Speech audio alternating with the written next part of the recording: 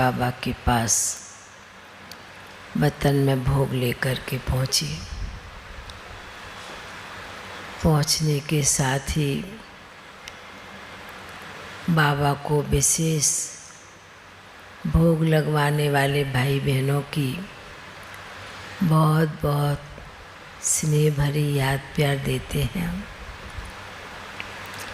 याद प्यार देने के साथ फिर विशेष भट्टी में आई हुई बहनों की भी बाबा को याद दी। याद देने के साथ बाबा बड़े प्यार से मुस्कराते हैं। बाबा कहने लगे कि बच्ची, ड्रामा का चक्कर किस प्रकार चल रहा है यह तो बच्चों को मालूम नहीं, पर बाबा को मालूम है कि आद कैसे हुई और अंत भी कैसे होने वाली है। इस ड्रामा के चक्कर में और इस ड्रामा के चक्कर में दुनिया की आत्माएं भी हैं तो बाबा के ब्राह्मण बच्चे भी हैं, और हर एक बच्चे अपने समय के अनुसार सेवा भी कर रहे हैं, पुरुषार्थ भी कर रहे हैं। और अभी तो अचानक एवरेडी का भी जो बाबा ने पहले से बच्चों को इशारा दिया वह भी पाठ चल रहा है। तो मैंने फिर बाबा को कहा कि बाबा आज तो विशेष वंदना बहन की याद लेकर के भी आई हूँ। तो बाबा कहने लगे कि इसलिए तो बाबा कह रहा कि अचानक एवरेडी का पाठ भी सृष्टि के चक्कर लास्ट में ये भी पाठ बाबा देख रहे हैं। बाबा ने कहा कि ब्राह्मण बच्चे जब से बनते हैं और ब्राह्मण बच्चों का पुरुषार्थ माला का दाना बनना उस घड़ी से शुरू होता है जब से बाबा के बने। और बाबा भी अपने बच्चों को जिस घड़ी से जिस समय से ब्राह्मण बने, बाबा के बने, बाबा की पहचान मिली और सृष्टि चक्र का ज्ञान मिला, उसके बाद से ही बाबा अपने बच्चों का विशेष पुरुषार्थ और चार्ट देखते हैं। ऐसे कहते हुए बाबा ने दिखाया कि दुनिया में बच्ची जब कोई शरीर की चेकिंग करते हैं ना, तो मशीनों के द्वारा वो चेकिंग की जाती है। इसको क्या बीमारी है, क्या तकलीफ़ है। बाबा ने कहा कि वह तो स्थूल बातें हैं, पर बाबा के सामने जब कोई बच्चा आता है या बच्ची आती है, बाबा ने कहा कि बाबा की बाप दादा की नज़र विशेष बच्चों के जो जन्म पत्री है, जिस घड़ी से बाबा के बने, आदि से लेके अंत तक बाबा के सामने एकदम स्पष्ट हो जाती है।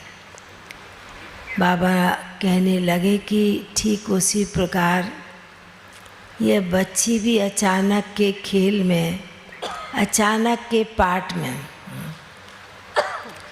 तो बाबा ने तो वंदना बहन को इमर्ज किया ही था।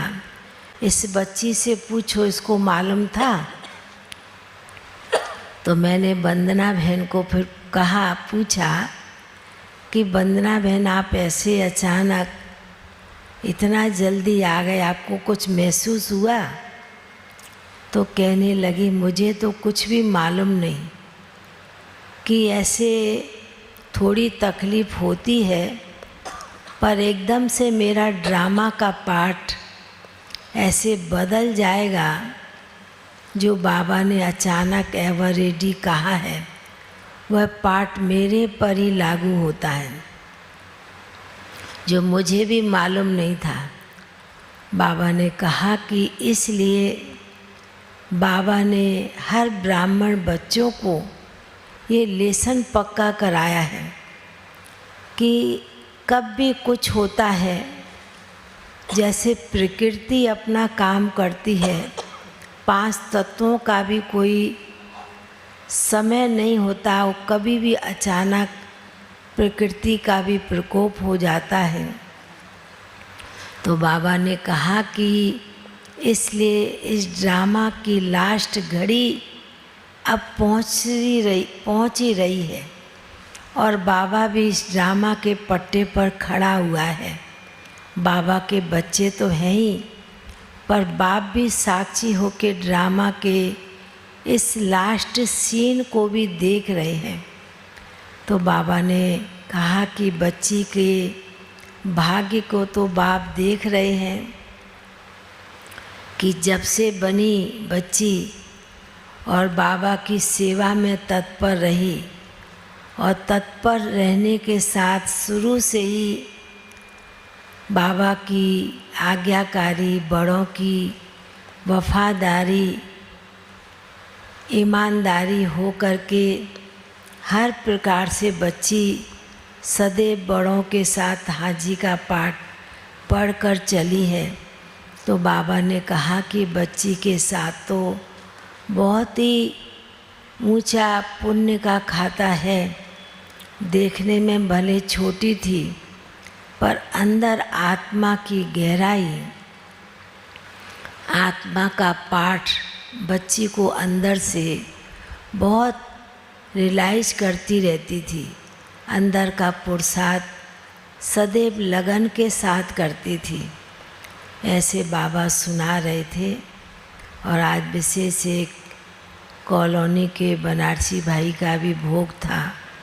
बाबा ने उनको भी बड़े प्यार से मर्ज किया।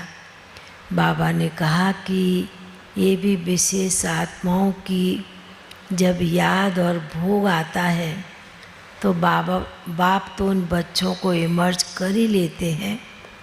तो बाबा ने ऐसे कहते हुए बाबा के सन्मुख भोग की थाली रखी थी। बाबा ने बड़े प्यार से, बड़े स्नेह के साथ विशेष आत्माओं को, हैं हमारी वंदना बहन, बनारसी बहन और भी कई आत्माएं थी, बाबा ने उन्हें बड़े प्यार से मर्ज किया। बाबा ने कहा और उनमें वो शक्ति, वो बल भर जाता है। तो ऐसे कहते हुए फिर बाबा को मैंने संतोष दीदी की भी याद दी। बाबा ने भी संतोष दीदी को भी याद दिया। बाबा ने कहा कि बच्ची की तो सदा सेवाधारी थी, राइट हैंड भी थी। तो बाबा ने कहा कि इस आत्मा को भी विशेष नई सेवा के लिए बाबा भेजते हैं, क्योंकि बाबा को भी अभी समय के अनुसार नई दुनिया बनानी है, स्थापना का कार्य चल रहा है। तो आत्माओं की और बच्चों की भी तो ज़रूरत है ना। ऐसे कहते बाबा ने सभी को बहुत बहुत स्नेह भरी दिल की याद प्यार दिया। बाबा का याद प्यार लेते हुए नीचे पहुंच गए।